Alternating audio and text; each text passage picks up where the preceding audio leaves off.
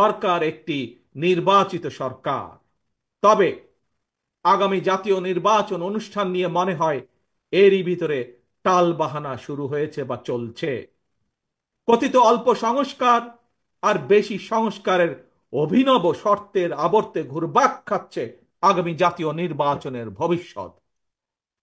এরই ভিতরে জনগণ বিশ্বাস করতে শুরু করেছে সংস্কার নিয়ে সময়ক্ষেপণের আড়ালে অন্তর্বর্তীকালীন সরকারের ভেতরে এবং বাইরে কারো কারো মনে হয় কিছু ভিন্ন উদ্দেশ্য রয়েছে। প্রিয় সমাবেশ, পলাতক স্বৈরাচারের সময় আমরা দেখেছি তারা কিভাবে আদালতকে অবজ্ঞা করেছে, আদালতের রায়কে অবজ্ঞা করেছে।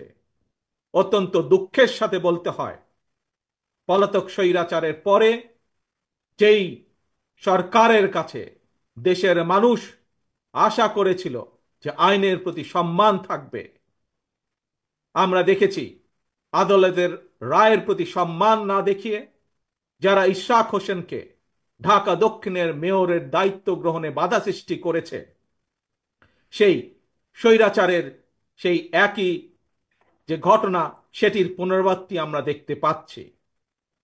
প্রিয় সমাবেশ, আপনাদের কাছে আমার আজকে জিজ্ঞাসা, যারা আইনের প্রতি শ্রদ্ধা দেখায় না, যারা আদালতের নির্দেশকে অবজ্ঞা করে, তাদের কাছ থেকে আমরা কতটুকু সংস্কার আশা করতে পারি?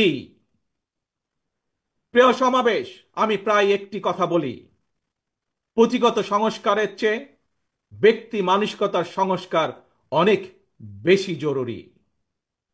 নর্থ কোরিয়ার সংবিধানে লেখা রয়েছে Democratic People's Republic of North Korea. সুতরাং কি লেখা আছে তার চেয়েও বেশি যেটি জরুরি তা হলো মেনে চলা। ইশরাকের ক্ষমতা গ্রহণ বা ইশরাকের শপথ গ্রহণে বাধা সৃষ্টি করে আজ আমরা আবারও স্বৈরাচারী মানসিকতার বহিঃপ্রকাশ দেখতে পাচ্ছি। প্রিয় তরুণ প্রজন্মের ভাই বোনেরা, নিরপেক্ষতা এবং বিশ্বাসযোগ্যতাই কিন্তু অন্তর্বর্তীকালীন সরকারের প্রধান পুঁজি। তাই তাদের প্রতি আমাদের আহ্বান থাকবে, তাদের প্রতি আমাদের পরামর্শ থাকবে। জনগণের বিশ্বাস, ভালোবাসা নষ্ট হয় অন্তর্বর্তীকালীন সরকারের এমন কোনো পদক্ষেপ নেওয়া ঠিক হবে না। একই সাথে অন্তর্বর্তীকালীন সরকারের প্রতি আবারও আহ্বান জানিয়ে বলতে চাই, গণতান্ত্রিক আমি জনগণ এবং গণতন্ত্রের পক্ষের রাজনৈতিক দলগুলোকে দয়া করে প্রতিপক্ষ বানাবেন না। যদি আপনাদের কেউ রাষ্ট্র পরিচালনায় থাকতে চায়, তাহলে সরকার থেকে পদত্যাগ করে জনগণের কাতারে আসুন, নির্বাচন করুন। যদি ভবিষ্যতে নির্বাচনে জনগণের রায় পান, তাহলে আবার সরকারের দায়িত্ব গ্রহণ করুন। প্রিয় তরুণ প্রজন্মের ভাই বোনেরা, গত ১.৫ দশকে ভোটার তালিকায় প্রায় ৩.৫ কোটি ভোটার সংযুক্ত হয়েছেন, নতুন ভোটার সংযুক্ত হয়েছেন। এই নতুন ভোটাররা আজ পর্যন্ত একটি জাতীয় নির্বাচনেও ভোট দিয়ে তাদের নিজের পছন্দের প্রার্থীকে জনপ্রতিনিধি নির্বাচিত করার সুযোগ পায়নি। পতিত পরাজিত পলাতক স্বৈরাচারের কাছে মানুষের অধিকার প্রতিষ্ঠা কিংবা নির্বাচন কোনো গুরুত্বপূর্ণ কিছু ছিল না। সুতরাং সংস্কার ইস্যুর পাশাপাশি জাতীয় নির্বাচন অনুষ্ঠানের জন্য অন্তর্বর্তীকালীন সরকারের দৃশ্যমান প্রস্তুতি নেওয়া উচিত বলে আমরা বিশ্বাস করি বা আমরা মনে করি। প্রিয় সমাবেশ, অতীতে বিভিন্ন সময় এই বাংলাদেশে তত্ত্বাবধায়ক সরকার নিরপেক্ষ নির্বাচন অনুষ্ঠিত করেছে এবং প্রত্যেকটি ক্ষেত্রে আমরা দেখেছি তত্ত্বাবধায়ক সরকার ৩ মাসের মধ্যেই সফলভাবে জাতীয় নির্বাচন অনুষ্ঠান সম্পন্ন করেছে। সুতরাং অতীতেই বাংলাদেশেই রেকর্ড রয়েছে ৩ মাসের মধ্যে জাতীয় নির্বাচন অনুষ্ঠিত করা সম্ভব। কিন্তু আজ আমরা দেখছি ১০ মাস পার হয়ে গেল, অন্তর্বর্তীকালীন সরকার নির্বাচনের দিনক্ষণ ঘোষণা করছে না। আমরা ফ্যাসিবাদ মুক্ত বাংলাদেশে জনগণের সরাসরি ভোটে, জনগণের কাছে জবাবদিহিমূলক, জনগণের কাছে দায়বদ্ধ একটি সরকার দ্রুত দেখতে চায়। অন্তর্বর্তীকালীন সরকারের প্রতি আহ্বান, আগামী ডিসেম্বরের মধ্যেই জাতীয় নির্বাচন অনুষ্ঠিত হতে হবে। আবারও আমরা বলতে চাই, আগামী ডিসেম্বরের মধ্যেও জাতীয় নির্বাচন অনুষ্ঠিত হবে। নতুন প্রজন্মের প্রিয় ভাই বোনেরা, আজকের এই সমাবেশ, প্রিয় দেশবাসী, আগামী ডিসেম্বরের মধ্যে আপনারা জাতীয় নির্বাচন অনুষ্ঠান যাতে অনুষ্ঠিত হয় তার প্রস্তুতি নিতে শুরু করুন। কারা রাষ্ট্র পরিচালনা করবে, কারা আপনাদের প্রতিনিধি হবে, জাতীয় নির্বাচনে আপনারা ভোট দিয়ে আপনাদের সেই প্রতিনিধিকে আপনারা নির্বাচিত করবেন।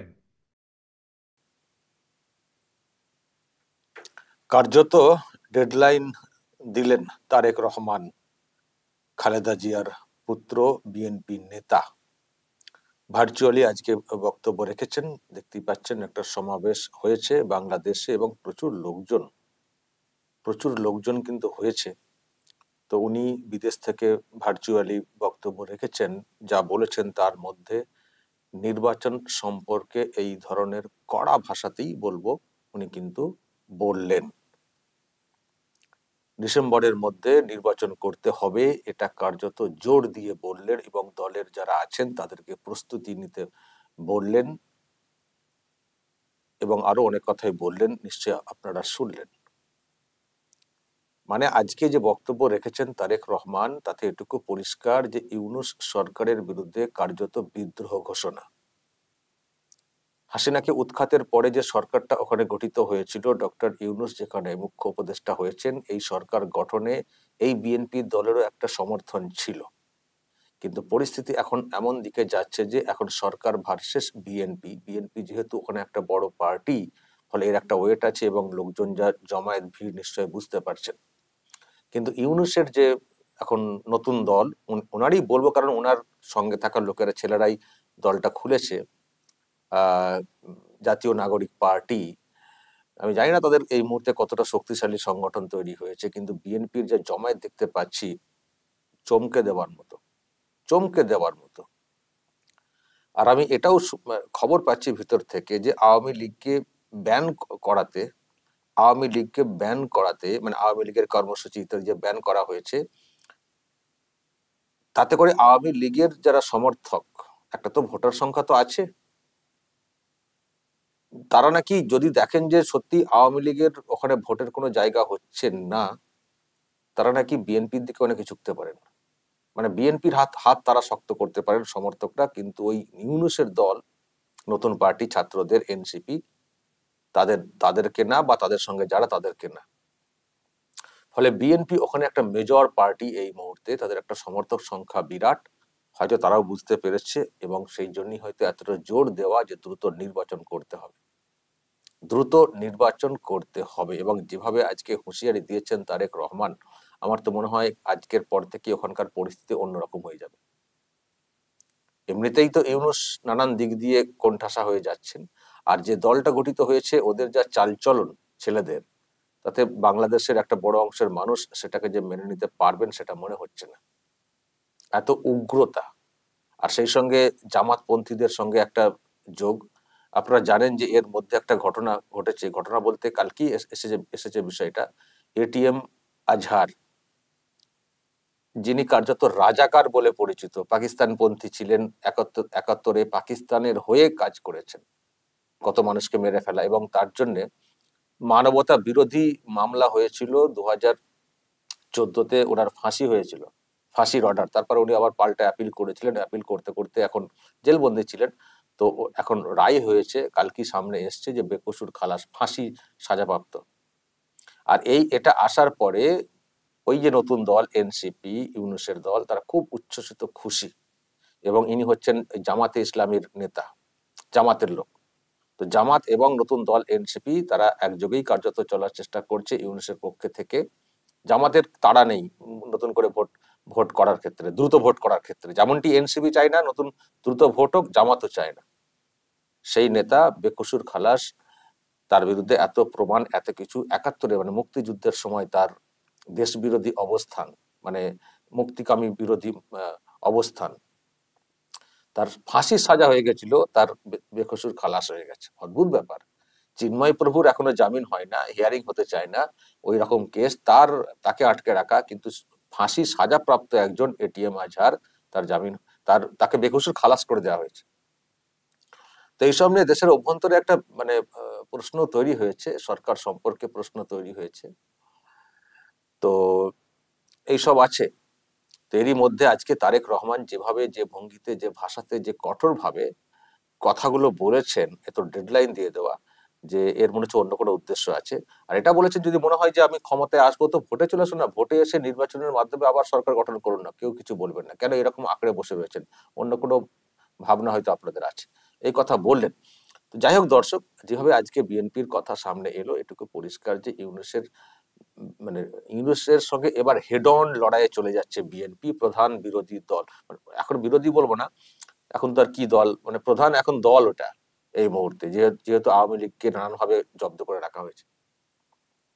এবার মনে হচ্ছে সংঘাতটা ওই এনসিপি ভার্সেস বিএনপি প্রকাশ্যে আসবে এবং সেটা বড় আকার ধারণ করবে।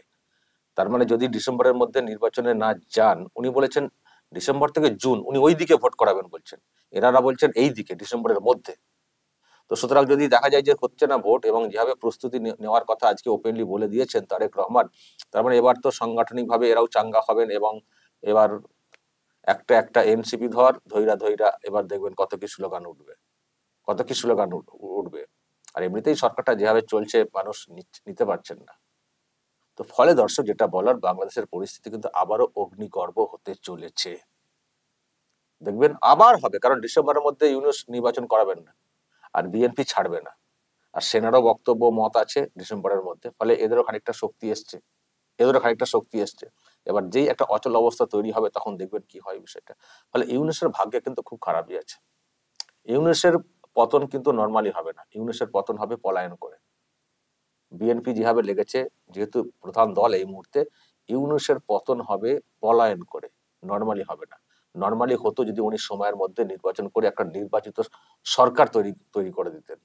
আমাদের ভারতেরও তাই একই অবস্থান। ভারত সরকার বলে দিয়েছে একটা সুষ্ঠু নির্বাচনের মাধ্যমে একটা গণতান্ত্রিক সরকার ওখানে গঠিত হোক, কিন্তু উনি তো অন্য উদ্দেশ্যে আছেন, অন্য ভাবনায়, বা অনেকে ভাবাচ্ছে আরো কিছু বেশি ভেবে ফেলছেন, বেশি লোভ। তো দেখবেন পতনটা কেমন হয়। খুব খারাপ অবস্থা, কিন্তু ভবিষ্যৎ কিন্তু খুব খারাপ হতে চলেছে ডক্টর ইউনূসের, এটা বলার কোনো অপেক্ষা রাখে না। দর্শক বলবেন যদি আপনাদের এই নিয়ে কোনো মতামত থাকে, বিশেষ করে বাংলাদেশের আপনাদের কি মত, অবশ্যই বলবেন, যা বলার কমেন্টে বলবেন, এবং নজর রাখবেন আরামবাগ টিভিতে।